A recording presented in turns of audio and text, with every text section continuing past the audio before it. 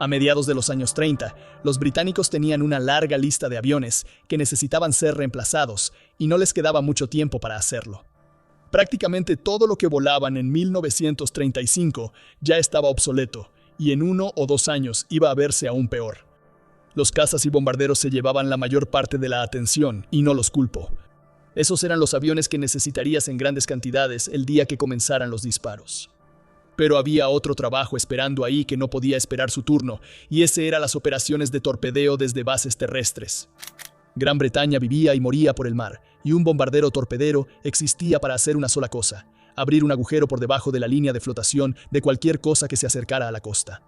Si dejabas que esa capacidad se volviera obsoleta, dejabas toda la vía de supervivencia de la isla completamente expuesta. Así que un avión nuevo para ese trabajo era tan urgente como un nuevo caza. El avión que mantenía esa línea era el Vickers Wildebeest, y la RAF apenas lo había comprado a finales de 1932. Le tengo cariño a los viejos biplanos, pero incluso yo admito que el Wildebeest era una enorme reliquia de cabina abierta. Lento y anticuado desde el día en que salió, y completamente obsoleto para 1935, lo lento era lo que realmente dolía, porque una pasada de torpedo significa volar recto y nivelado hacia un barco mientras sus artilleros te disparan con todo. Y hacer eso a las velocidades del Wildebeest te pone justo en su mira. Sus tripulaciones aún lo llevarían a combates realmente desesperados cuando llegó la guerra, y lo volaron hasta que ya no pudo más, pero nadie se engañaba a sí mismo. La RAF quería retirarlo cuanto antes. Así que el Ministerio del Aire lanzó una especificación para un nuevo avión torpedero que también pudiera realizar largas patrullas de búsqueda sobre el mar, avistar barcos, ese tipo de trabajo. Bristol y Blackburn hicieron sus propios diseños y los presentaron, y el ministerio tenía tanta prisa que ordenó ambos aviones directamente desde los planos. Sin prototipo, nada para probar y corregir los errores primero. Normalmente, ese prototipo es donde encuentras las fallas de un avión. Allá afuera, sobre un campo de pruebas, con un piloto de la compañía que espera problemas. Sáltate eso, y esas mismas fallas aparecerán en un escuadrón de primera línea, con la guerra ya en marcha y una tripulación inexperta a bordo. Esa apuesta les saldría caro, pero el tiempo era lo único que no tenían, y poner aviones en la pista era más importante que hacerlos bien. La respuesta de Blackburn fue el Bata, y digamos que los muchachos que lo volaron tenían bastante que decir al respecto. La respuesta de Bristol fue el Beaufort. Sin tiempo para empezar desde cero, Bristol construyó el Beaufort directamente a partir del Blenheim, el bombardero ligero que ya estaban produciendo tan rápido como llegaban los pedidos. Un diseño probado que ya estaba listo les permitió tener un avión volando más rápido, que era justamente la idea. Pero la misión de torpedos requería más de lo que el Blenheim podía ofrecer. El avión tenía que cargar un torpedo, que es algo grande y pesado, así que necesitaba una bodega de bombas más grande, y tenía que llevar a un cuarto tripulante para encargarse de la navegación en esas largas búsquedas sobre mar abierto. Todo eso aumentaba el tamaño y el peso.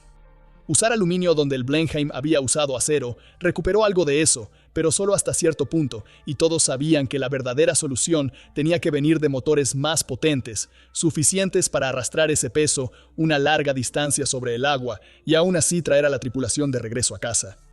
La primera opción para esa potencia fue el Perseus, un motor radial de válvulas de camisa de la misma familia que el Mercury del Blenheim. Ese era el problema, porque estaba en la misma categoría de potencia que el motor del avión más antiguo, y no puedes levantar una máquina más pesada con la fuerza que movía una más ligera. No lograría los números que Bristol necesitaba en el plazo que tenían, así que recurrieron a un motor completamente nuevo que estaba en el banco, el Taurus. Era el intento británico de crear su propio Twin Wasp, 2 filas de cilindros y mucha potencia en un espacio reducido. El problema era que el Twin Wasp ya estaba desarrollado y funcionando, mientras que el Taurus apenas se había encendido por primera vez en 1936, y un motor de válvulas de camisa es un mecanismo delicado y complejo, incluso cuando ya está desarrollado, mucho más si es completamente nuevo. Bristol apostó el avión a ese motor sin tener un prototipo para probarlo, así que tuvieron sus problemas en el banco de pruebas y las tripulaciones los tuvieron en el campo, y así siguió durante años. El problema apareció pronto y apareció en forma de sobrecalentamiento. El Taurus se calentaba tanto en tierra durante las pruebas que retrasó el primer vuelo hasta octubre de 1938 y realmente nunca dejó de calentarse durante toda la vida útil del avión. Un motor que se calienta es un motor que falla, y un motor que falla sobre el mar deja a la tripulación sin ningún lugar a donde ir. Además de todo eso, el Beaufort venía con los típicos problemas aerodinámicos. Cualquier avión enfrenta problemas cuando supera lo que alguien había construido antes, y este estaba superando esos límites. Lo que estaba reemplazando era un biplano al que te subías por un costado. Una vez que resolvieron la estructura del avión, los números hablaron por sí solos y demostraron que todos esos problemas con el motor habían valido la pena. El Beaufort alcanzaba unas 271 millas por hora a toda velocidad, casi el doble de lo que el viejo Wildebeest podía lograr. Y en una pasada de torpedo, esa velocidad es lo que te permite llegar al objetivo antes de que los cazas y la artillería antiaérea puedan fijar la puntería sobre ti. También estaba construido para ser resistente, y uno podía moverse dentro sin tener que pelearse con el avión, lo cual no parece gran cosa hasta que has pasado 8 o 10 horas sobre el mar abierto buscando un solo barco. Al principio, el armamento era escaso, una disparando hacia adelante desde el ala izquierda y un par en una torreta dorsal motorizada. Pero siguieron agregando más a medida que el avión empezó a atraer cazas, ametralladoras en el morro, armas en las posiciones laterales, incluso una ametralladora remota bajo la nariz disparando hacia atrás. Para la carga, podía transportar 1.500 libras de bombas o una bomba grande de 2.000 libras colgada bajo el vientre o el arma para la que realmente fue construido, un solo torpedo de 18 pulgadas. El problema era el propio torpedo, porque la misma velocidad que hacía que el Beaufort valiera la pena era lo único que no podía soportar. Cuando el avión llegó al mando costero a principios de 1940, los escuadrones descubrieron por las malas que su arma principal no estaba muy contenta con su nuevo transporte. Un torpedo es una pieza de maquinaria delicada y precisa, con giróscopos y todo, y el británico había sido diseñado para aviones lentos como el Swordfish y el Wildebeest. Aviones que podían acercarse tranquilamente al objetivo, nivelarse y soltarlo suavemente en el agua. Si golpea el agua lo suficientemente rápido, es como si fuera concreto. Así que intenta esa misma caída en algo tan rápido como el Beaufort y el torpedo, o se rompería al golpear el agua, o saldría rebotando por la superficie como una piedra que lanzaste de lado en una charca. De cualquier manera, no habría agujero en el barco. La única forma de que la caída funcionara era acercarse bajo y despacio, mantener la velocidad completamente estable y soltar el torpedo suavemente. Eso ponía el torpedo en el agua, pero también te dejaba expuesto frente a todos los artilleros de ese barco, lo que aumentaba tus probabilidades de ser derribado y te quitaba la única verdadera ventaja que tenía el Beaufort, su velocidad. Así que Bristol buscó una manera de lanzar un torpedo al agua sin reducir la velocidad y sin convertir al avión en un blanco. Le pusieron frenos de picado para reducir la velocidad solo durante el lanzamiento, pero los frenos arruinaron tanto el manejo que los quitaron de inmediato. Experimentaron con un torpedo planeador llamado Toroplane, un torpedo que podía soltar desde más lejos y más alto hasta 1942 y nunca funcionó. Así que cuando el Beaufort entró en combate con el escuadrón número 22 en abril de 1940, volar bajo y lento era la única opción disponible. Los escuadrones ni siquiera tenían torpedos al principio, había escasez de aviones, así que sus primeras misiones fueron lanzar minas sobre el Mar del Norte, y cuando iban tras barcos, lo hacían con bombas, porque bombas era lo que tenían. Su primer intento real contra un buque capital llegó solo unos meses después de que se formaron, cuando 9 Beauforts atacaron el acorazado Scharnhorst frente a la costa noruega el 21 de junio de 1940. Todavía con escasez de torpedos, atacaron de la única manera que podían, como bombarderos en picada lanzando bombas de 500 libras, y una bomba de 500 libras contra la cubierta blindada de un acorazado es una forma difícil de hundir algo, incluso si logras acertar. A pesar de todo ese esfuerzo, no lograron causar ningún daño serio al barco, perdieron a 3 de los suyos por los escoltas Bf-109 y derribaron a uno de los cazas al salir. Fue una paliza, pero una semana antes la Marina Real había enviado 15 bombarderos en picada Skua contra ese mismo Scharnhorst y regresó con 8 menos. Comparadas con las 8 pérdidas de la Marina, las 3 del Beaufort eran la señal de un avión que podía recibir un golpe y seguir volando. El siguiente golpe vino desde dentro del avión, por los problemas de motor que lo habían perseguido desde antes del primer vuelo. Justo después del ataque al Scharnhorst, toda la flota quedó en tierra porque los aviones habían empezado a desaparecer en misiones de minado y nadie podía decir por qué. Ese Taurus que se recalentaba era el sospechoso obvio. fallando muy lejos sobre el agua, donde una avería significaba perder el avión y que no quedara nadie para contar lo que pasó, y casi con certeza la sospecha era correcta. Así que Bristol apresuró una serie de reparaciones y logró que los bombarderos torpederos volvieran al aire. Para septiembre de 1940, el Beaufort finalmente lanzó su primer torpedo contra un barco enemigo cuando el Escuadrón 22 impactó a un gran mercante frente a la costa belga, el avión y su arma trabajando juntos por fin. Todos han oído hablar de las misiones de ataque con torpedos de los Swordfish, el ataque que ayudó a acabar con el Bismarck y esa carga suicida contra el Scharnhorst y el Gneisenau durante el Channel Dash en febrero de 1942. Casi nadie recuerda que las tripulaciones del Beaufort realizaban el mismo tipo de misiones y de vez en cuando lo lograban enfrentando probabilidades aún más difíciles que las que enfrentaron los Swordfish. En abril de 1941 el Gneisenau estaba amarrado en el puerto de Brest, protegido por cientos de cañones antiaéreos y enjambres de cazas. Lanzar un torpedo significaba avanzar lento, recto y a nivel justo sobre el agua, y esta vez había que llevarlo hasta el fondeadero más fuertemente defendido que tenían los alemanes. Un Beaufort hizo exactamente eso. Mantuvo el rumbo durante todo eso, soltó el torpedo con la precisión suficiente para que pasara por las redes que habían colocado para evitar justamente eso, y lo clavó en el costado del acorazado. Ese solo impacto dejó al Gneisenau fuera de la guerra durante 6 meses. El piloto, un tipo llamado Kenneth Campbell, cayó envuelto en llamas en medio de todo ese fuego y recibió una Cruz Victoria póstuma por ello. Un avión, un torpedo, un acorazado en dique seco durante medio año. El acorazado de bolsillo Lützow recibió lo mismo frente a Noruega en la madrugada del 13 de junio de 1942. Después de perseguirla toda la noche, un solo Beaufort logró abrirse paso entre la escolta y le lanzó un torpedo, y el Lützow entró en dique seco durante 6 meses justo al lado de su prima mayor.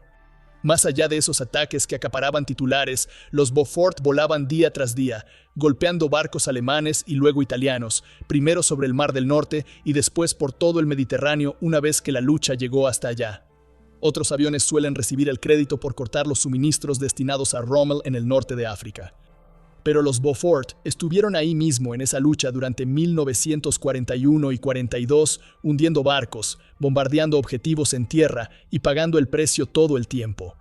Sin embargo, donde el Beaufort realmente dejó su huella, y no solo en combate, fue en el Pacífico.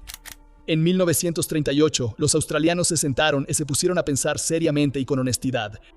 Pensaron que cuando finalmente llegara una gran guerra, los principales fabricantes de aviones estarían saturados con sus propios pedidos, y Australia estaría al final de la fila, esperando con el sombrero en la mano. Así que decidieron que lo mejor sería aprender a construir aviones ellos mismos. Y salieron a buscar el avión adecuado para empezar a aprender. Eligieron el Beaufort. En ese momento, la industria aeronáutica australiana apenas estaba despegando. Lo más complicado que habían producido era el Whirlwind, un pequeño avión de entrenamiento. Pasar directamente de eso a un bimotor moderno como el Beaufort era una tarea difícil, y esa era exactamente la idea. Eso hizo que sus fábricas crecieran rápidamente y le dio al país un avión que realmente podía cubrir esa enorme línea costera que tienen. Luego los australianos hicieron la decisión más inteligente de todo el programa. Cambiaron el motor. El plan había sido instalar motores Taurus fabricados en Gran Bretaña, pero una vez que la guerra estalló en Europa en septiembre de 1939, esa idea quedó descartada porque Gran Bretaña necesitaba cada Taurus que pudiera ensamblar. Eso resultó ser una bendición porque el Taurus era la raíz de la mayoría de los problemas del avión.